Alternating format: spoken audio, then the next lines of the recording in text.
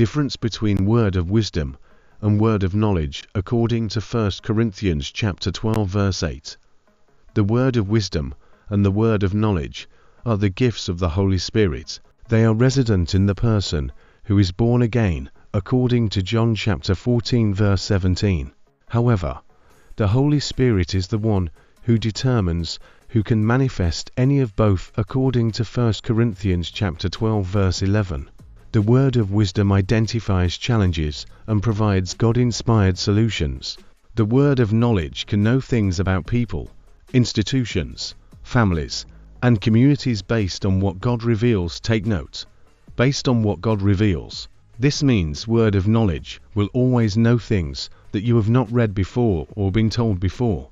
It doesn't work by assumptions or trends. It doesn't work by research, nor is it supported by market analysis. You will just know that the information didn't come from anywhere but from God. The words of wisdom or knowledge are not dream-inspired. So, you don't dream of manifesting any of them. That is, you don't need to sleep before knowing things. Both gifts can manifest with your full consciousness.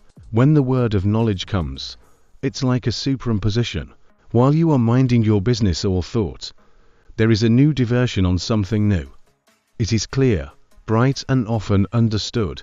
The word of knowledge only reveals. It doesn't solve the problem.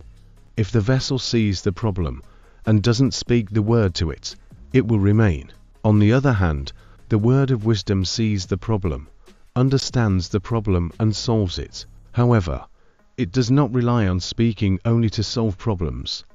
You could write to solve. You could design to solve. You could invent to solve. This is the major difference between it and the word of knowledge that requires speaking to solve the issue. Both gifts are potent in the life of a praying believer. The word of wisdom is not a product of deep thinking or reflection. It is an inspired knowledge that comes on the spur of the moment and is accurate to address the issue at hand or under contemplation.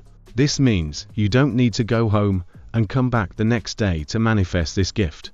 The word of wisdom comes as a deep flash in your heart about issues that are also a concern to God. That's why God reveals it, so the issue can be solved.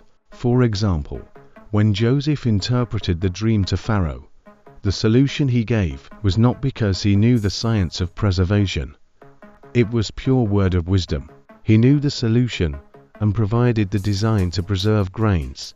Whenever both gifts are in use, God is always appreciated, because both the vessel who demonstrate the gift and the beneficiary to whom it is addressed both know this is not from us. When both gifts are used, both parties feel happy and relieved because it solves problems rather than creates one.